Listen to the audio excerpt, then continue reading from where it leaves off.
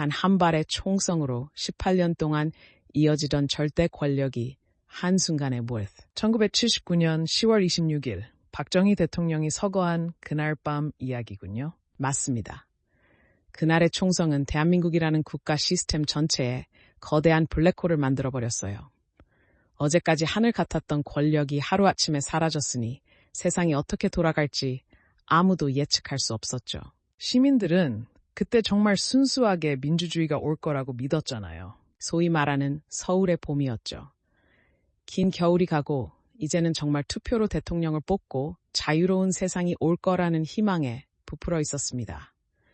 하지만 정작 권력의 공백을 가장 먼저 알아챈 건 희망에 찬 시민들이 아니라 총을 든 군인들이었습니다. 그게 바로 전두환을 중심으로 한 신군부 세력이었나요? 네, 당시 보안사령관이었던 전두환 소장과 그가 이끌던 군내 사조직 하나회였습니다. 재미있는 건 전두환이 12.16 사건의 수사를 책임지는 합동수사본부장을 맡게 되었다는 점이에요. 사건의 실체를 밝히라고 준 칼자루가 오히려 모든 권력을 움켜쥐는 도구가 된 겁니다. 수사권이 곧 무소불위의 권력이 되어버린 셈이네요. 정확합니다. 군부와 정보기관의 모든 정보가 전두환 한 사람의 손으로 모이기 시작했어요. 하지만 그 야심 가득한 계획 앞에 아주 거대한 바위 하나가 버티고 서 있었습니다. 그게 누구였죠? 당시 육군 참모총장이자 계엄사령관이었던 정승화 장군입니다. 정 총장은 군인이 정치에 개입하는 것을 아주 극도로 경계하던 사람이었거든요. 전두환 세력 입장에서는 정 총장이 가장 큰 걸림돌이었겠네요. 눈엣가시 정도가 아니라 반드시 제거해야 할 대상이었습니다. 실제로 정 총장은 전두환의 세력이 너무 커지는 걸 막으려고 그를 동해안 경비사령부로 좌천시키려는 계획까지 세우고 있었어요. 전두환이 그 정보를 미리 알았을까요? 당연하죠. 보안사령관인 전두환의 정보망은 이미 총장의 머리 꼭대기 위에 있었습니다. 전두환은 앉아서 당하느니 먼저 치기로 결심합니다. 그 거사가 바로 운명의 12월 12일이었던 겁니다. 그날 저녁 서울 하늘 아래서 그런 엄청난 음모가 꾸며지고 있었다니 소름 돋네요. 더 기가 막힌 건 당시 시민들은 아무것도 모른 채 평범한 저녁을 보내고 있었다는 사실입니다. 누군가는 퇴근길에 소주 한 잔을 마시고 누군가는 가족과 저녁을 먹고 있었겠죠. 하지만 그 시각 전두환 일당은 최규하 대통령의 허락도 없이 무장병력을 움직이기 시작했습니다. 대통령의 재가도 없이 육군 총장을 잡으러 간 건가요? 명백한 하극상이자 군사 반란이었습니다. 별 4짜리 육군 총장을 별 2짜리 소장 세력이 강제로 연행하려 병력을 보낸 겁니다.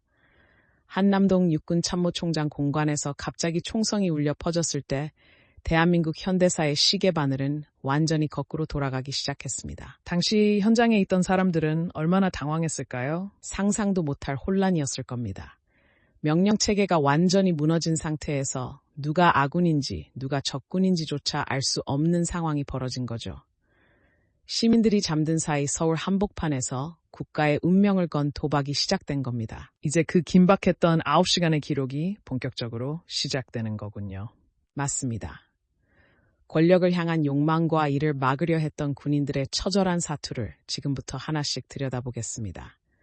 가장 먼저 우리가 주목해야 할 부분은 당시 육군본부 지휘부의 손과 발을 완전히 묶어버린 하나회의 치밀한 함정이었습니다. 반란을 일으키기 전에 미리 손을 써뒀다는 말씀이시죠? 그럼요. 전두환 일당은 거사 직전 수도권의 핵심 부대장들을 연희동의 한 요정으로 불러내 술자리를 만들었습니다. 정승화 총장이 납치되던 그 시각에 정작 부대를 지휘해야 할 장군들을 한 곳에 가둬둔 거네요. 맞습니다. 뒤늦게 총성을 듣고 복귀했을 때는 이미 골든타임이 다 지나간 뒤였어요. 더 비극적인 건 육군본부 내부의 통신망과 보고체계를 하나회 멤버들이 이미 다 장악하고 있었다는 사실입니다. 지휘부에서 명령을 내려도 중간에서 차단되거나 반란군에게 정보가 그대로 흘러들어가는 상황이었으니까요. 그야말로 눈 가리고 기막힌 상태에서 싸워야 했겠군요. 하지만 이런 절망적인 상황에서도 끝까지 반란군에게 고함을 치며 저항했던 인물이 있었습니다.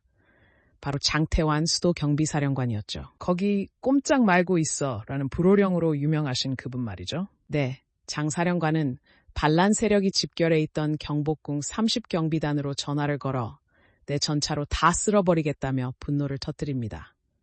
실제로 그는 가용 가능한 모든 병력을 긁어모으기 시작했는데 상황이 얼마나 급했는지 행정병과 취사병에게까지 총을 들라고 명령했을 정도였어요. 서울 한복판에서 진짜 내전이 벌어지기 직전이었겠네요. 12월 12일 밤 서울 시내에는 거대한 전차들이 굉음을 내며 등장했고 실탄을 장전한 군인들이 서로를 향해 총구를 겨누는 비현실적인 장면이 펼쳐졌습니다.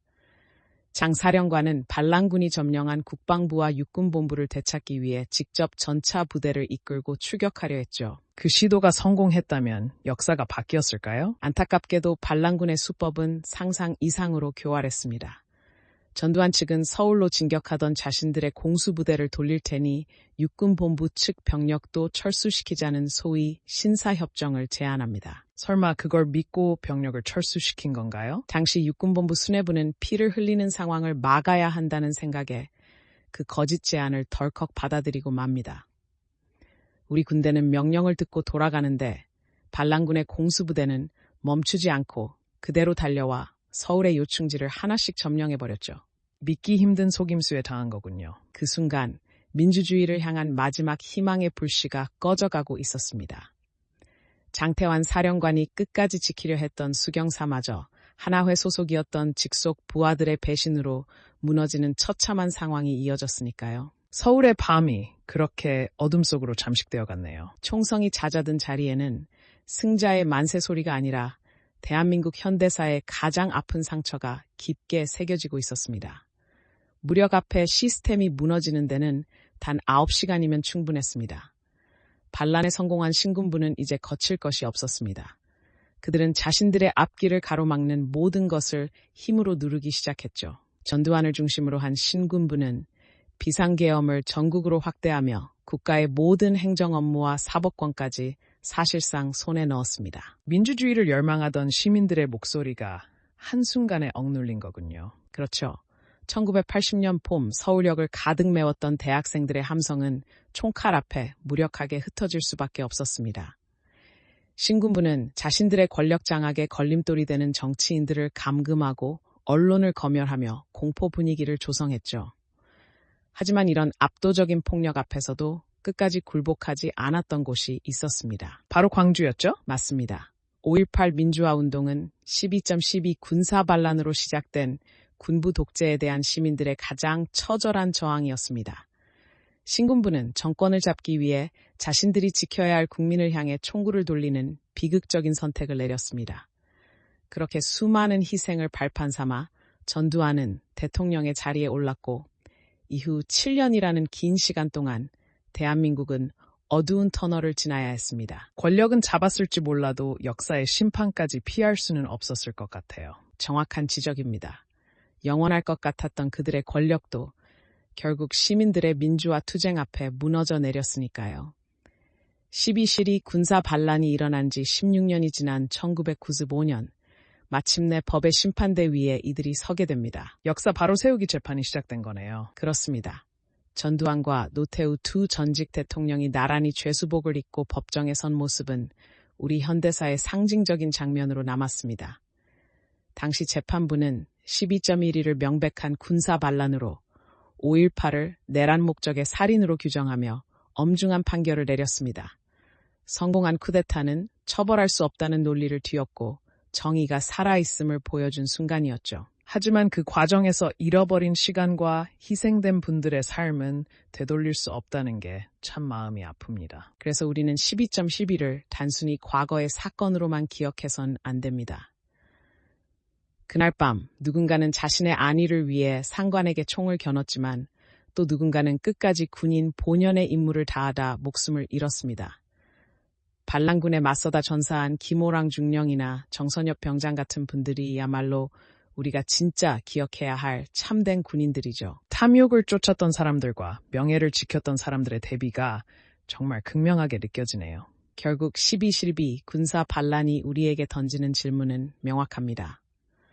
국가의 주인은 누구이며 군대의 총구는 어디를 향해야 하는가라는 본질적인 물음이죠. 민주주의라는 시스템은 결코 거저 주어지는 것이 아니라는 사실을 우리는 그 아픈 역사를 통해 배웠습니다. 평범한 일상이 누군가의 희생과 용기로 지켜낸 결과물이라는 걸 다시금 깨닫게 됩니다. 1979년 12월 12일 서울의 밤은 차갑고 어두웠지만 그 어둠을 뚫고 지켜내려 했던 가치들은 오늘날 우리 사회의 든든한 뿌리가 되었습니다.